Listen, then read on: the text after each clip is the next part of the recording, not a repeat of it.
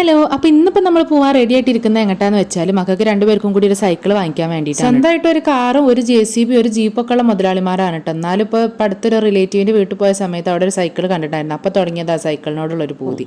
അപ്പോൾ എന്തായാലും അതൊന്ന് വാങ്ങിച്ചു കൊടുത്തേക്കാന്ന് വിചാരിച്ചു. അപ്പോൾ നമ്മൾ പോയിട്ടുണ്ടായിരുന്നു നമ്മുടെ വളാഞ്ചേരി കുളമംഗലത്തുള്ള CK കിഡ്സ് മാർട്ടിലേക്കാണ്. ഇവിടെ നല്ല അടിപൊളി വെറൈറ്റി ആയിട്ടുള്ള ഐറ്റംസ് കാണാറുണ്ട് കേട്ടോ.